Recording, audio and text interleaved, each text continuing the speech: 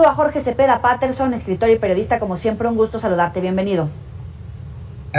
Buenas tardes, buenas noches. Buenas noches. Oye, no nos sorprenden los finales de fotografía, pero hay coaliciones que antes podrían resultar tal vez impensables y que ni siquiera así los candidatos logran despuntar. ¿En verdad hay posiciones políticas e ideológicas representadas en esta elección?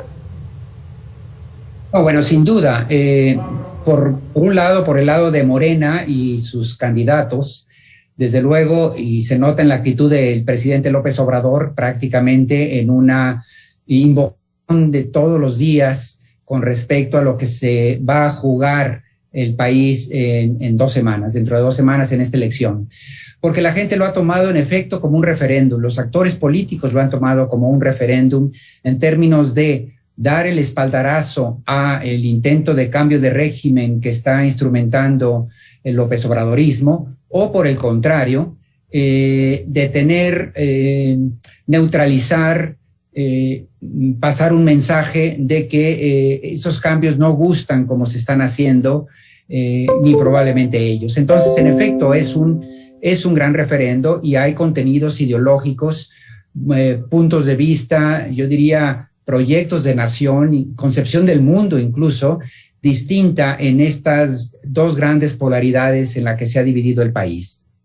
Ahora, si entramos ya en el detalle, no la del obradorismo, sino la otra parte, la otra visión, lo que encontramos ahí es, sí, muchas fuerzas, muchos sentimientos y actitudes de incomodidad, de inconformidad con el régimen, con la administración pública, sí. Pero lo que no encontramos, y ahí está, me parece a mí, un tema muy, muy delicado para el futuro, lo que no encontramos es que haya una correlación entre estas posiciones políticas de inconformidad y un partido político en lo particular. ¿Por qué es importante esto? Porque el sistema democrático electoral, una democracia, funciona bien si las posiciones ideológicas de una sociedad están representadas cabalmente a través de un partido, de tal manera que los ciudadanos van y votan por estas opciones ideológicas. Pero a mí me parece, salvo su mejor opinión, como suele decirse, a mí me parece que en estos grupos empresariales, conservadores, sociedad civil, clases medias, inconformes con el obradorismo, no hay un vehículo partidario que los esté captando.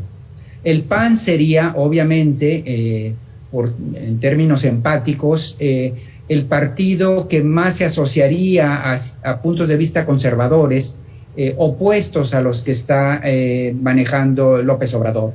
Y sin embargo, lo que vemos es un PAN absolutamente desinflado. Por allá en los años 80, 90, el PAN fue muy capaz de representar la oposición al PRI, a este exceso ya de estatismo, de corrupción, necesidad de cambio. Muchos empresarios se incorporaron al PAN, recordemos a Cloutier, a distintos, incluso gobernadores que fueron después panistas, porque el PAN supo representar esos intereses que estaban surgiendo en la sociedad.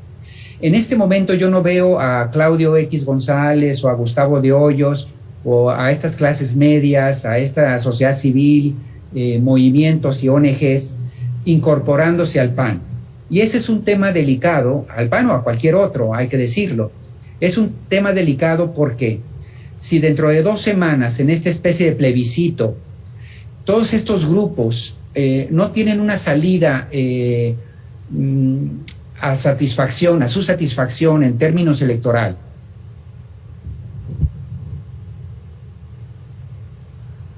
Vamos a tratar de recuperar la comunicación nuevamente con nuestro invitado el día de hoy. Él publicó un texto precisamente donde habla de los riesgos de un país sin una derecha representada, sin los partidos de centro derecha, con una visión, con una apuesta de gobierno, con una visión de país, y hablaba sobre el riesgo para la estabilidad del sistema político mexicano.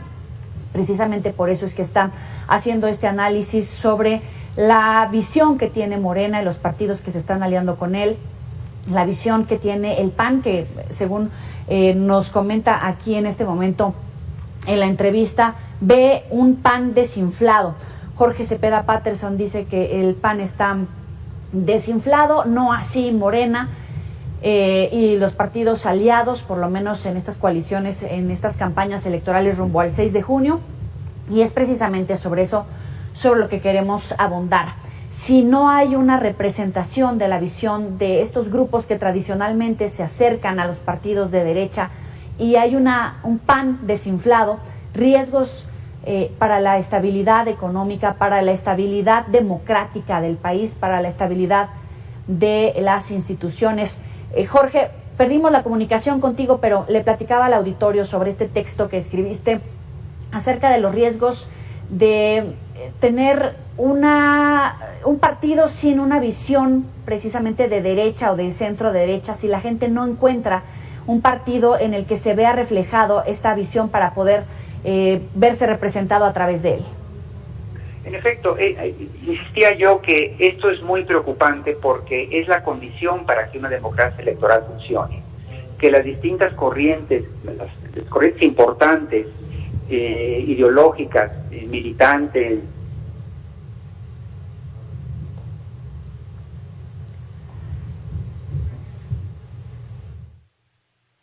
recuperarlo, parece que también vía telefónica, nada más no se nos va a hacer platicar hoy con Jorge Cepeda Patterson. Jorge, si nos escuchas, vamos a volver a marcarte, no, ya no nos escucha, pero bueno, vamos a tratar de comunicarnos nuevamente con él, porque es interesante lo que plantea. Si la gente, si los ciudadanos, si los empresarios, si no se ven representados en un partido político, PT, Morena, PRI, PRD, el PAN, ¿qué va a pasar si a través de las alianzas no logran captar este voto? Si a través de los partidos políticos no logran representar esa visión que tenemos muchos de los ciudadanos o que tiene un grupo empresarial, ¿qué pasa si ese sistema de partidos no está funcionando? ¿Qué pasa con la democracia? ¿Qué pasa en términos de esa visión a través de las instituciones, del Estado de Derecho, de cómo debe de mantenerse la alternancia en el poder, obviamente los contrapesos en el legislativo, en la Cámara de Diputados que también está en juego, de estas 15 gubernaturas en el país donde en muchas de ellas ya se plantea precisamente una alternancia? Jorge, ¿me escuchas? ¿Estás ahí? Sí, acá estamos. Adelante. Entonces, toda esta alianza de Va por México, que en realidad no es partidista, tiene sentido pues si electoralmente ellos encuentran de alguna manera una respuesta a su inconformidad. El problema es que la inconformidad es como el agua. Si no encuentra un canal institucional montado para ello, como son los partidos políticos, para dirimir la disputa por distintos modelos o visiones de país, esa inconformidad podría expresarse de maneras menos convenientes e incluso atentar contra la estabilidad. Yo he dicho una y otra vez que en 2018 la enorme hartazgo y rabia que había después de varios años de gobiernos panistas y priistas, y que la gente sentía que habíamos llegado a un límite en cuanto a la corrupción, la desigualdad, la injusticia social, etcétera, el voto por Morena al final ofreció una salida electoral partidista a esa rabia y a esa frustración, y de alguna manera por lo menos neutralizó las posibilidades de riesgos de estabilidad en ese momento. Algo similar estaría sucediendo ahora en el otro bando, ¿no? Es decir, una inconformidad grande, sobre todo en sectores urbanos, pero que no vemos un partido recogiendo esta bandera. Y yo diría que el PAN, que es el más proclive, que sería el que podríamos esperar asociado a esta inconformidad, tiene dos problemas. Uno, que sus élites no han dejado las posiciones, las prebendas, para permitir incorporar y refrescar con nuevos cuadros de la sociedad civil. Basta ver las listas de las plurinominales en donde son los mismos apellidos de siempre, ¿no? Y segundo, no solo no ha refrescado sus cuadros, sino tampoco ha refrescado sus banderas. para presentarse con una cara nueva a un México distinto al que existía hace 15 años, porque esos hartazgos de injusticia social, desigualdad, etcétera, el PAN no tenía una bandera natural, una plataforma, una agenda que tendría que haber estado trabajando ahora. Mientras el PAN o el PRI no tengan respuestas legítimas que convenzan frente a la pobreza y la desigualdad, parecería que más allá de errores y aciertos y desaciertos de López Obrador, parecería que sigue siendo la única opción que, por lo menos así lo cree la gente que lo sigue, que está ofreciendo opciones sobre estos temas: pobreza, desigualdad, etcétera. Ahora, más allá de esto, quisiera también retomar algunos datos del periódico Reforma, resultados en algunas encuestas. ¿Qué pasa en los estados donde el crimen organizado le parece que le está disputando el poder al Estado, si es que es así? El periódico Reforma titula: mete manos el crimen, quita y pone candidatos. ¿Es así? Yo creo que sí, hay que matizar porque no podemos generalizar. ¿Sí? Está sucediendo en Chiapas, está sucediendo algo en Michoacán, vienen 2 o 3 estados, tampoco genéricamente, es decir, todavía no están en condiciones de manipular gubernaturas, alcaldías, capitales de estado, etcétera. Es decir, tenemos que irnos con mucho cuidado porque se podría generalizar y mañana salir en el New York Times una nota que diga el narco domina las elecciones en México, que sería absolutamente desproporcionado y falso. Pero dicho lo anterior, porque tampoco podemos ser alarmistas, dicho lo anterior, sí es muy preocupante que estos comicios marcan un antes y un después en cuanto a una presencia ya más sistemática del narco en las zonas marginales, digamos, de las regiones en donde hay comicios importantes. Sí. En municipios, en alcaldías, en algunas diputaciones locales.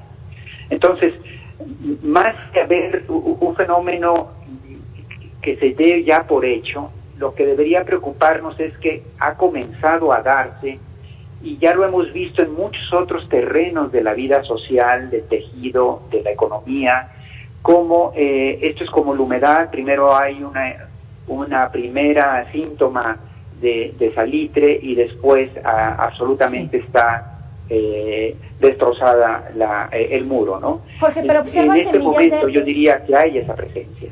¿Pero observas semillas de paramilitarismo en México?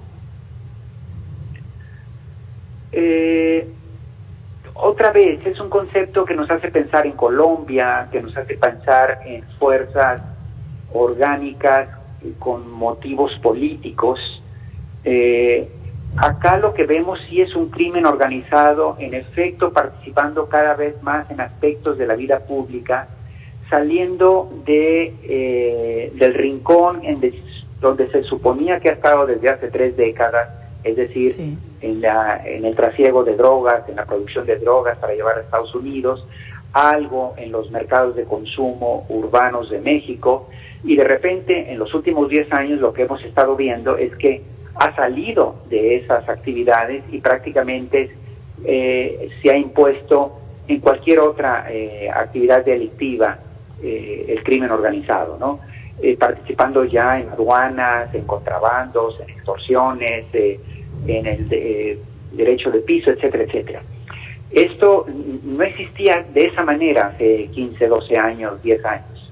En efecto, entonces, lo que estamos viendo es la presencia de sicarios y de fuerzas, de grupos armados en aspectos de la vida pública que pueden ser preocupantes. No ejércitos paramilitares con una intencionalidad política todavía. Interesante.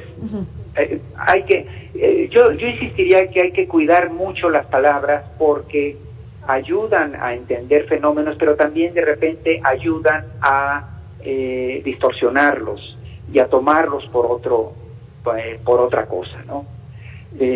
Pero esto no quiere decir que no sea preocupante. En efecto, es muy, muy alarmante lo que está sucediendo con la penetración del narco en muchas áreas de la vida nacional. En cierto sentido, casi sin parangón con otros países del mundo. En Colombia sucedió, pero con otras modalidades. Sí. En Afganistán sucedió con otras matices.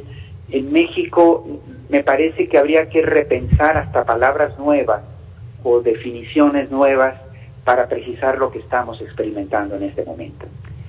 Te agradezco como siempre, Jorge Cepeda Patterson, estos minutos para el auditorio de Mega Noticias. Muy buena tarde para ti. Buenas tardes, un gusto. Hasta luego.